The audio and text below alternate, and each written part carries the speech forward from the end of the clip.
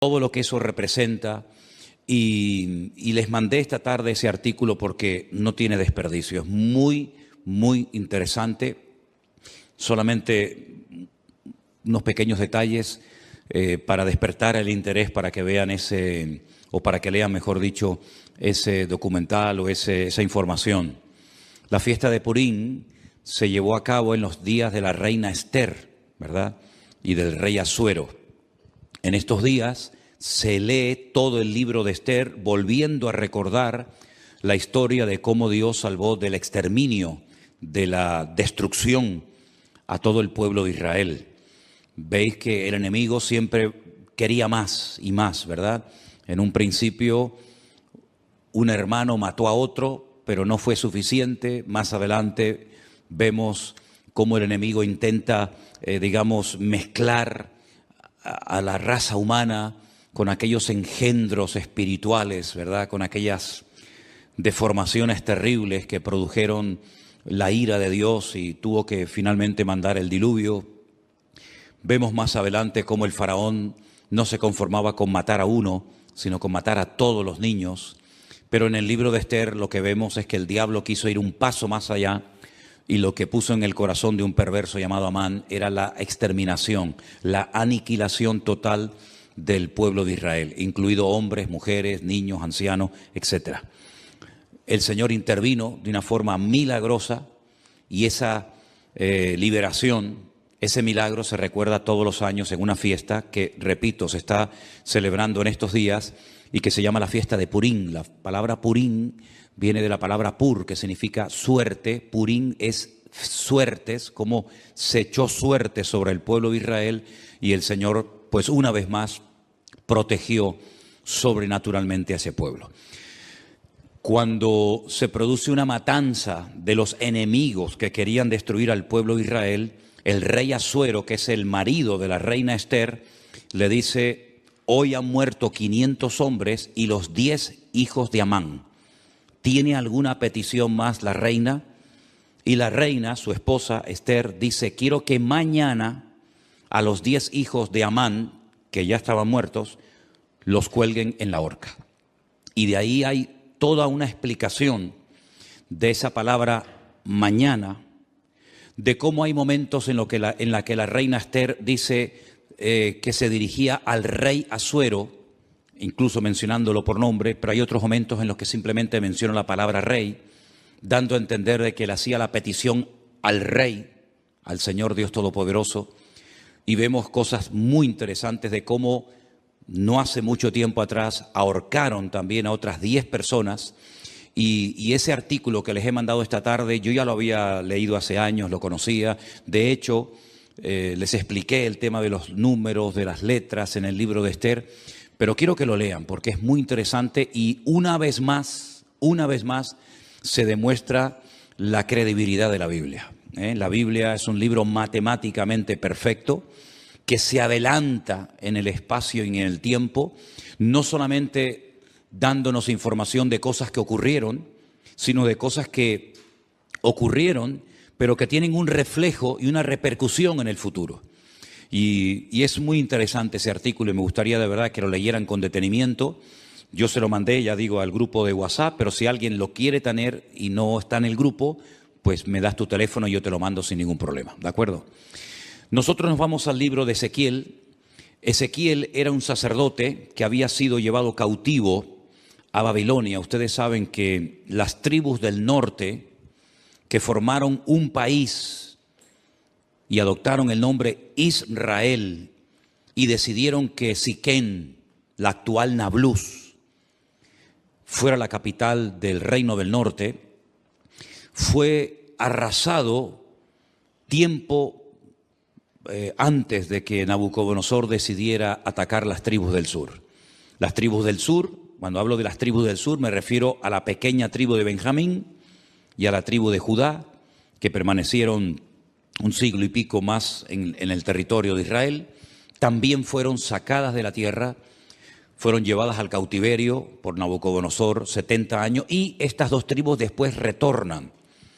Y ese retorno, todo lo que hicieron, la reconstrucción del templo, de la ciudad, de las murallas, etcétera, pues se nos relata en el libro de Esdras y en el libro de Nehemías, que algunos creen que era un solo libro, no dos como tenemos nosotros en nuestras Biblias, libro de Nehemías y libro de Esther. Se creen que los dos formaban un solo tomo, un solo libro. Pero bueno, independientemente de eso, vemos que Ezequiel está en el cautiverio y él estando en Babilonia, el Señor le revela una serie de cosas acerca de su pueblo. A través de una serie de sueños, de visiones, le muestra el retorno del pueblo de Israel, cómo volverían, y la ciudad de Jerusalén volvería otra vez a ser habitada, etcétera, etcétera. Pero aparte de eso, Ezequiel recibe una serie de revelaciones acerca del futuro, no para su época.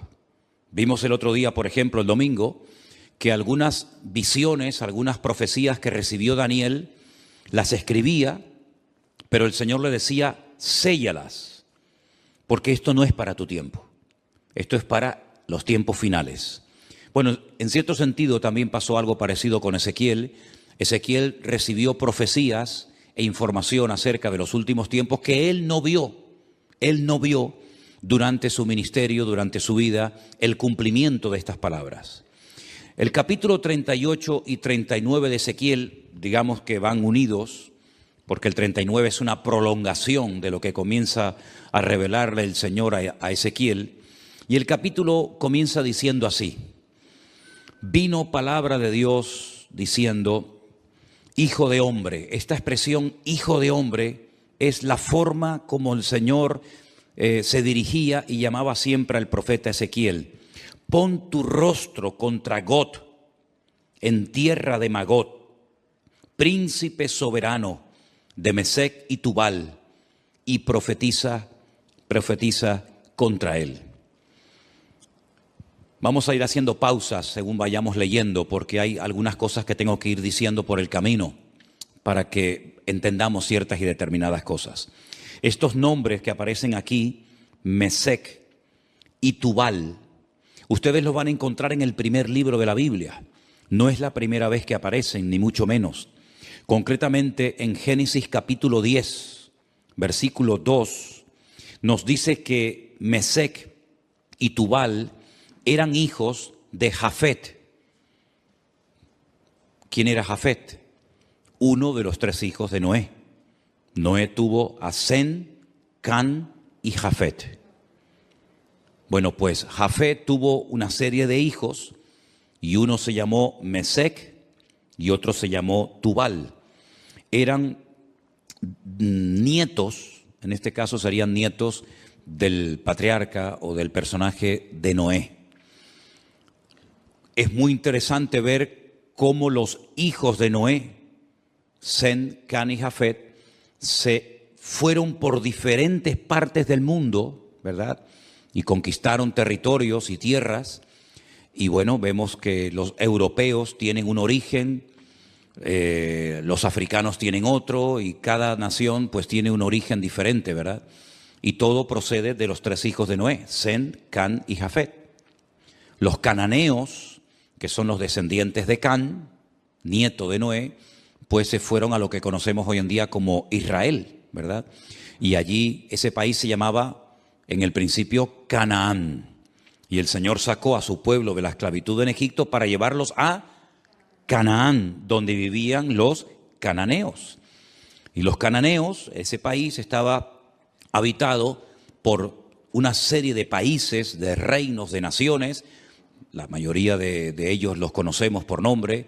Allí estaban los filisteos, aunque no eran de Canaán. Los filisteos venían de la isla de Creta y decidieron ocupar la costa de lo que hoy en día conocemos como Israel, y ocuparon ciudades pues tan emblemáticas y tan conocidas como por ejemplo Gaza, que todavía se sigue llamando igual, Asdod, Askelón, Gat, Ecrón.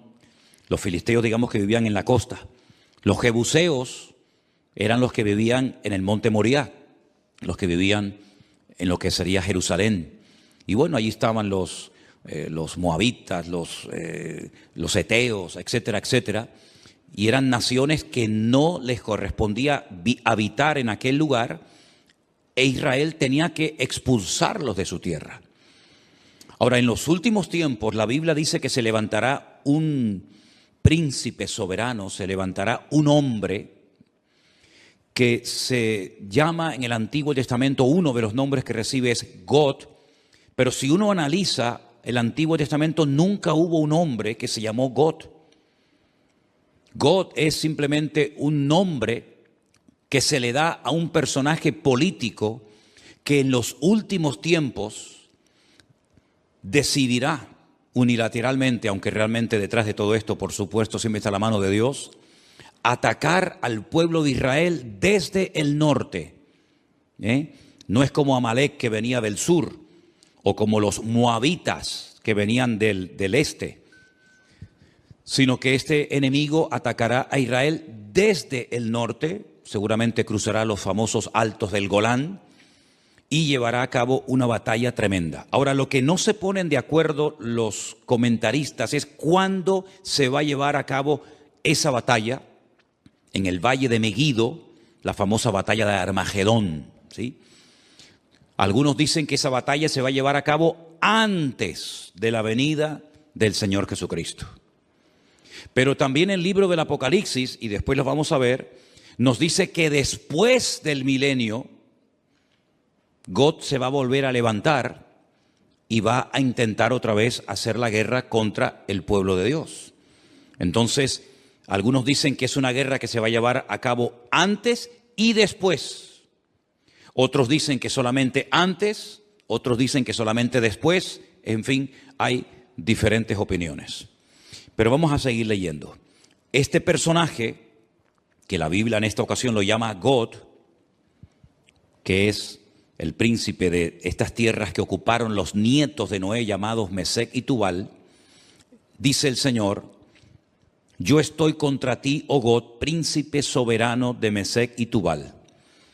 Te quebrantaré y pondré garfios en tus quijadas, y te sacaré a ti y a todo tu ejército, caballos, jinetes y todo, de todo en todo, equipados, gran multitud con paveses y escudos, teniendo todos ellos espadas.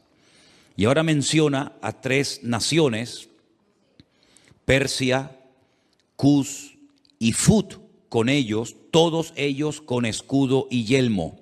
Gomer y todas sus tropas, la casa de Togarma, de los confines del norte y todas sus tropas, muchos pueblos contigo. Es decir, God, digamos que es el líder, el representante, el que aglutina a un montón de naciones que lo van a apoyar con el objetivo de subir y atacar al pueblo de Israel.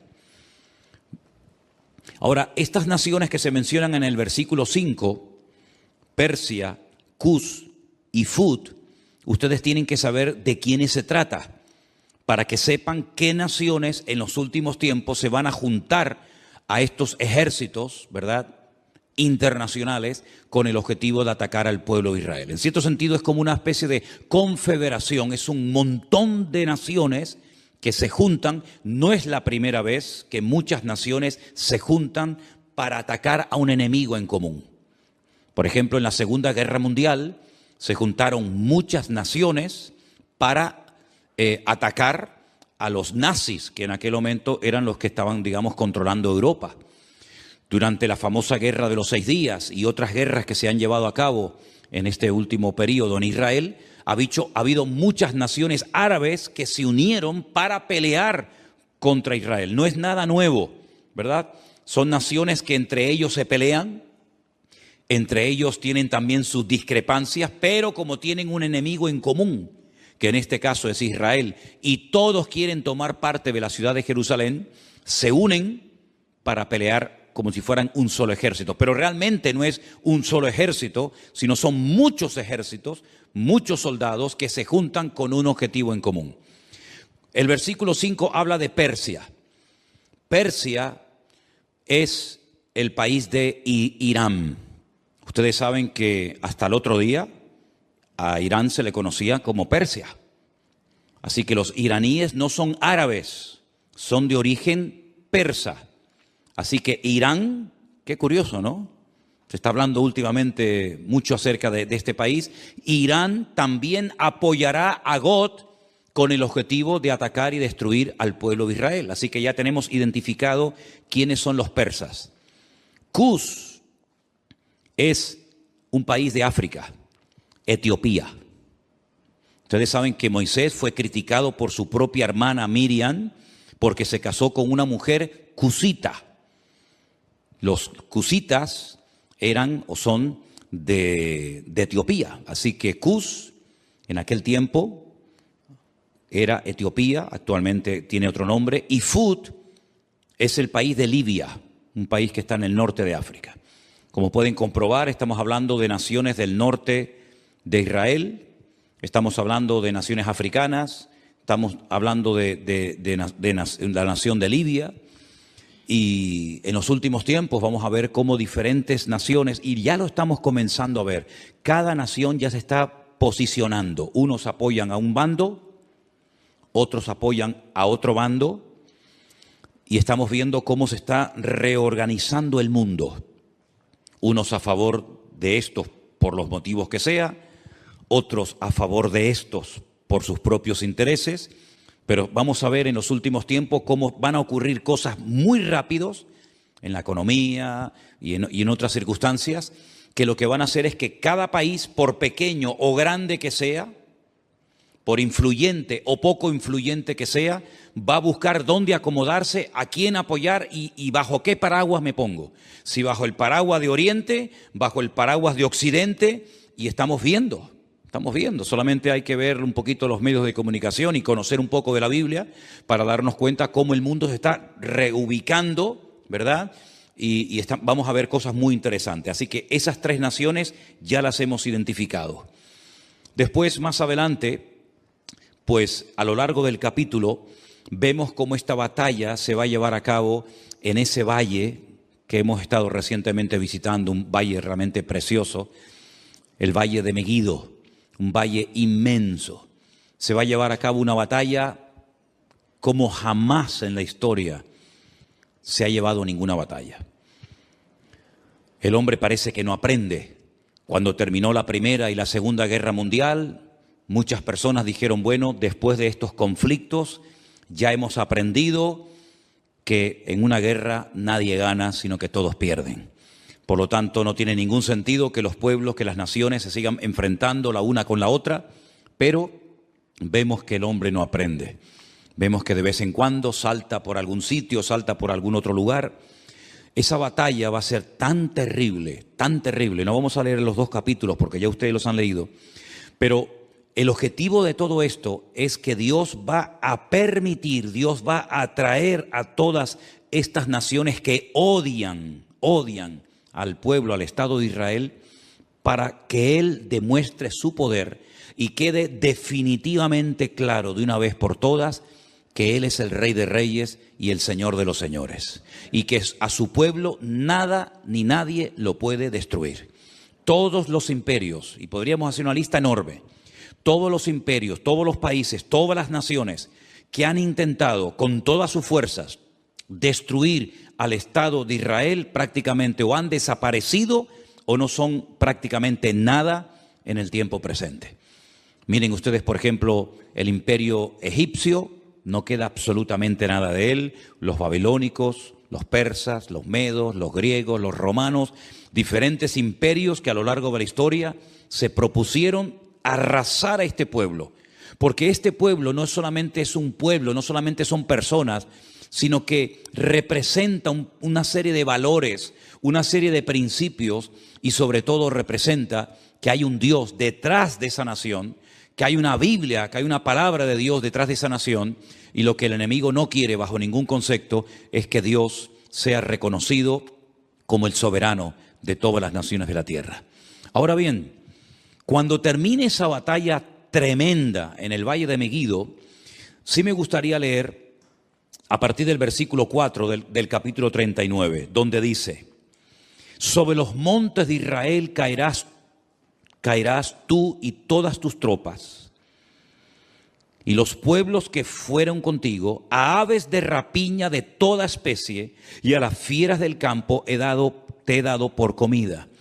Es muy interesante cuando estuvimos recientemente ahora, hace unas semanas en Israel, que la ruta migratoria más importante de aves en Europa pasa por el Valle de Meguido.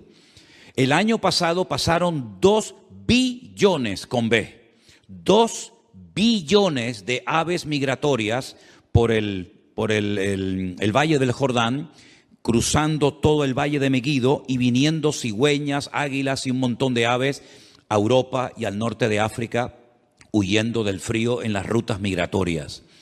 Hay un ave de rapiña que son los milanos, que parece como si fuera un águila, que tienen la cola como en forma de horquilla, que en España estaba prácticamente extinguido. Nosotros hemos visto a centenares y a centenares de milanos, que son como un aguilucho grande, revoloteando en el Valle del Jordán hasta hace unas semanas atrás. Es muy interesante ver cómo las aves de rapiña, que tienen su ruta migratoria por ese valle, dice que son llamadas para que coman las carnes de reyes, de príncipes, de soldados, de generales, de comandantes que van a intervenir en ese campo de batalla. Es realmente interesante. Sobre la faz del campo caerás, verso 5, porque yo he hablado, dice Jehová el Señor. Enviaré fuego sobre Magog y sobre los que moran con seguridad en las costas, y sabrán que yo soy el eterno Dios. Haré notorio mi santo nombre en medio de mi pueblo Israel, y nunca más dejaré profanar mi santo nombre, y sabrán las naciones que yo soy Jehová, el Santo de Israel. He aquí viene y se cumplirá, dice Jehová el Señor, este es el día del cual yo he hablado. Los moradores de las ciudades de Israel saldrán y encenderán y quemarán armas, escudos, paveses, arcos, saetas, dardos de mano y lanzas, y los quemarán en el fuego 7 años. Armamento que traerán esas naciones servirá de combustible durante 7 años después de que finalice la guerra. No traerán leña del campo ni cortarán de los árboles, sino quemarán las armas al fuego y despojarán a sus despojadores y robarán a los que les robaron, dice Jehová el Señor.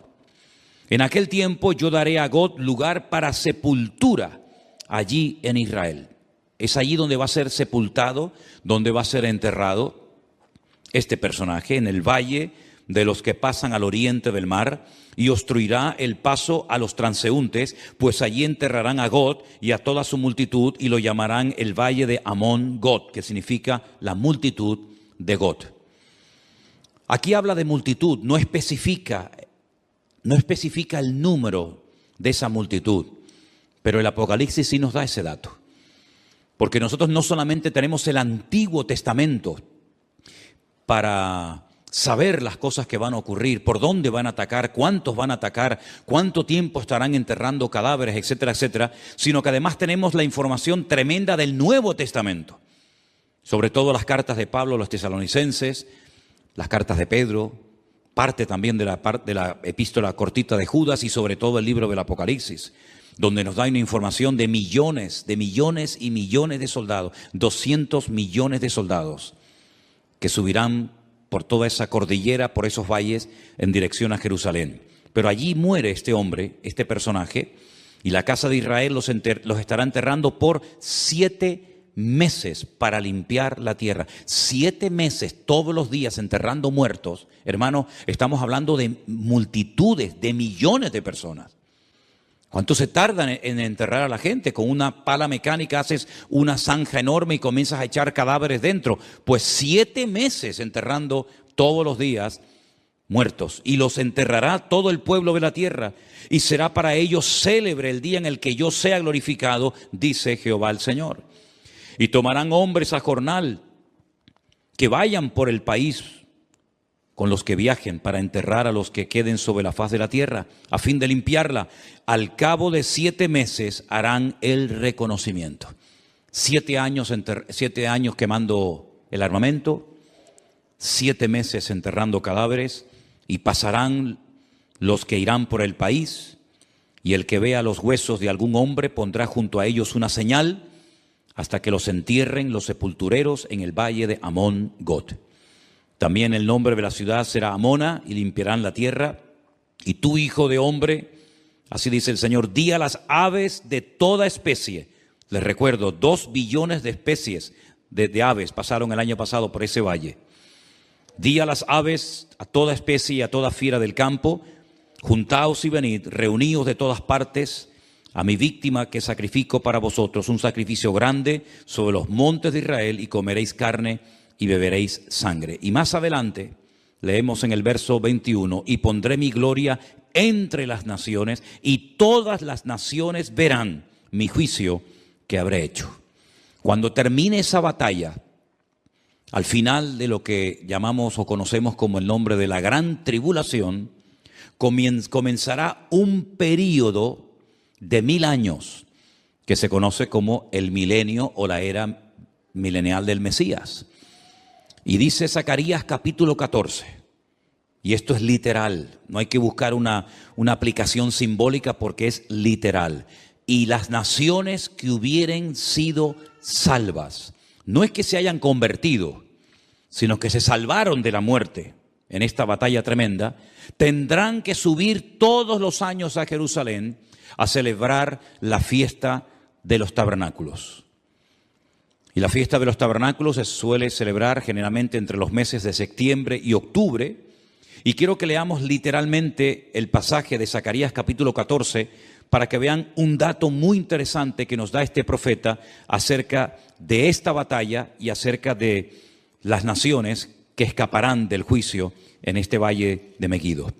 En Zacarías, el capítulo 14, dice así, a partir del verso 1, he aquí el día del Señor viene y en medio de ti serán repartidos tus despojos. Está hablando de la misma batalla, está hablando del mismo tiempo, del mismo acontecimiento, pero dos profetas diferentes.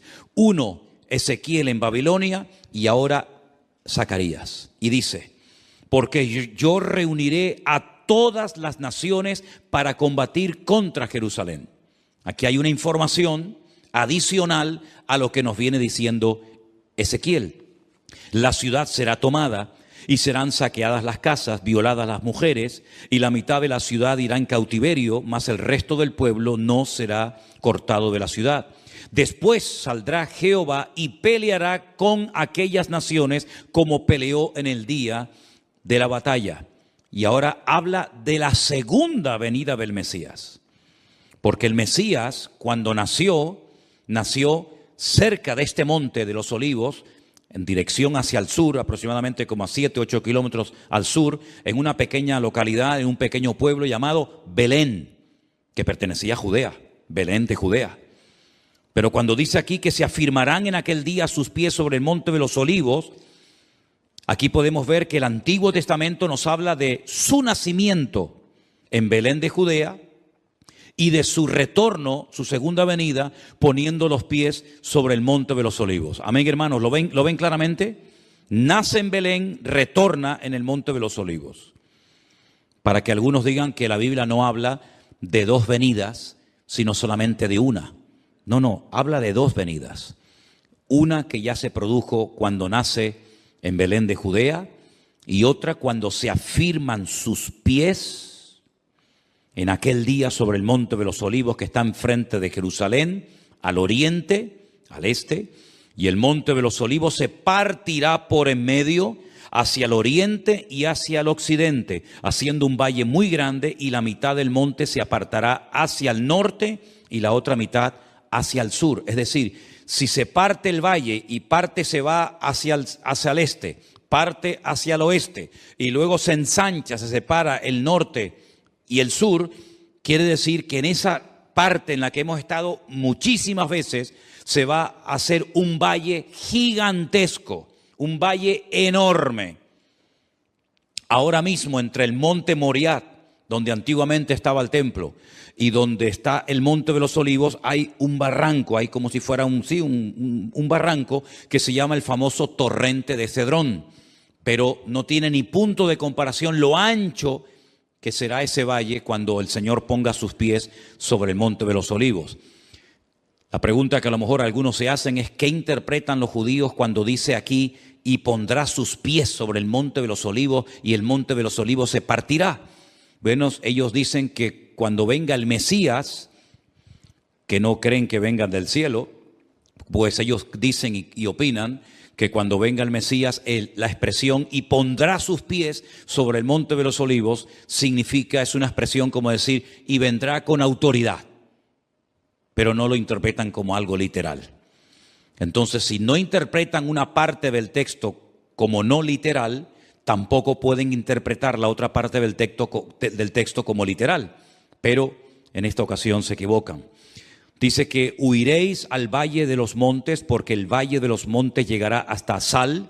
Huiréis de la manera que huisteis por causa del terremoto en los días de Usías, rey de Judá, y vendrá Jehová mi Dios y con él todos los santos.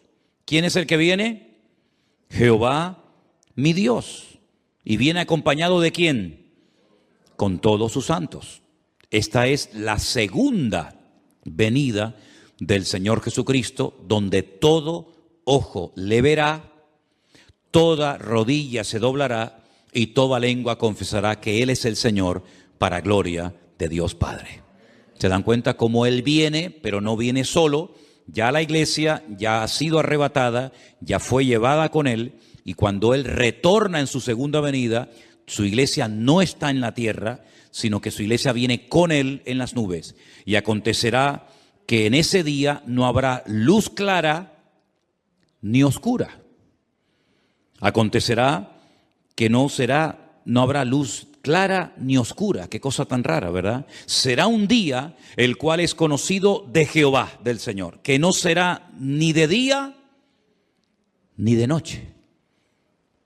No nos hacemos ni la más remota idea cómo puede ser, porque en nuestra mente no cabe, o es de día o es de noche.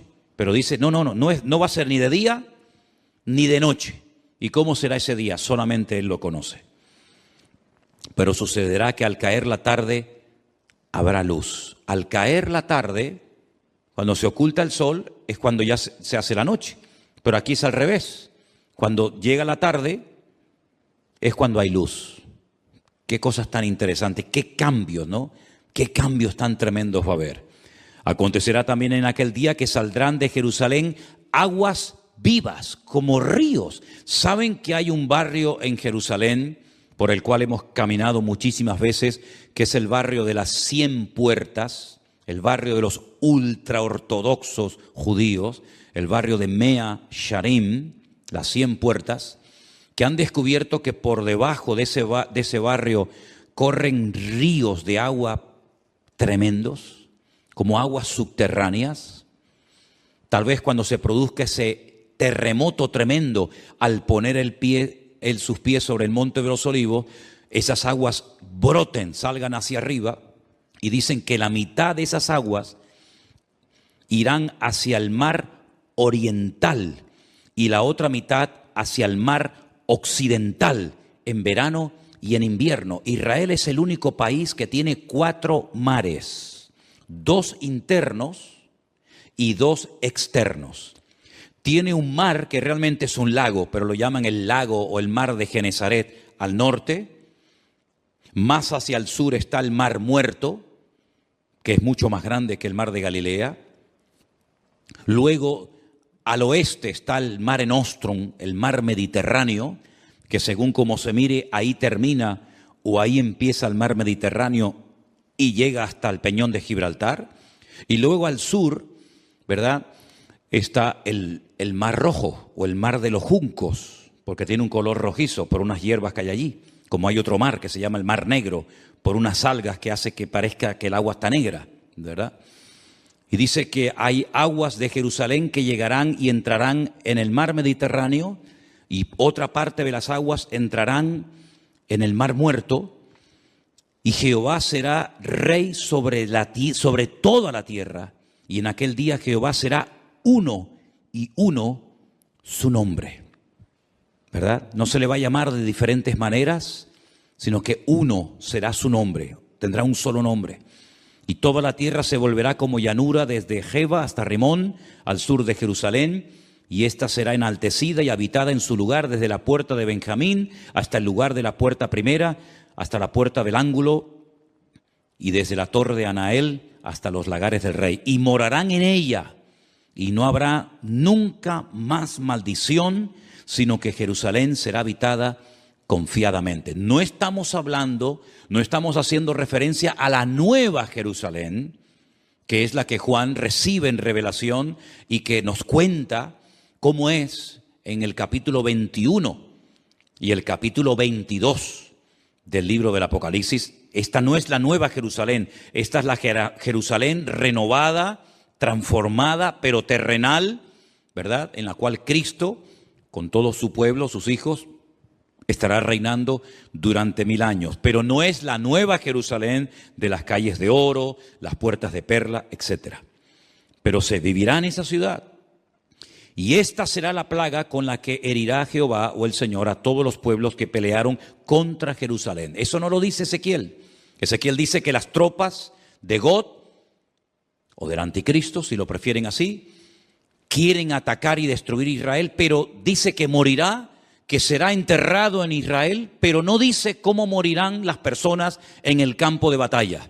Pero Zacarías sí recibió el dato, la revelación de cómo morirían. Dice que será como una especie de plaga.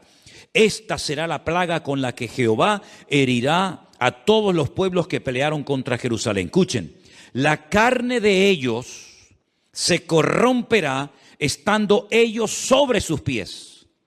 Están de pie, no están sentados ni acostados, están de pie, peleando, batallando. Se consumirán en las cuencas sus ojos y la lengua se les deshará en su boca. ¿Esto qué es? ¿Un ataque bacteriológico? ¿Un ataque nuclear? Pero esta será la forma como morirán esas personas que fueron a atacar a Jerusalén. Acontecerá en aquel día que habrá entre ellos gran pánico enviado por Dios, y trabará cada uno de la mano a su compañero y levantará su mano contra la mano de su compañero. Se matarán entre ellos. Se pelearán entre ellos, se matarán entre ellos. Increíble, ¿eh? Judá también peleará en Jerusalén y serán reunidas las riquezas de todas las naciones de alrededor, oro, plata, ropas de vestir en gran abundancia. Así también será la plaga de los caballos, de los mulos, de los camellos, de los asnos y de todas las bestias que estuvieren en aquellos campamentos. Todos los que sobrevivieren de las naciones que vinieron contra Jerusalén, aquí hay un dato muy importante, subirán de año en año para adorar al Rey, a Jehová de los ejércitos, a celebrar la fiesta de los tabernáculos. Todos los años tendrán que subir. ¿Por qué la fiesta de los tabernáculos y no otra fiesta? Porque las 3 fiestas de obligatorio cumplimiento que recibió el pueblo de Israel, que son Pascua, Pentecostés o Shavuot y la fiesta de los tabernáculos, las 2 primeras ya tuvieron un cumplimiento profético en la vida del Señor Jesucristo. Dice Pablo, Él es nuestra Pascua. Jesús fue sacrificado, fue crucificado, murió en la fiesta de Pascua.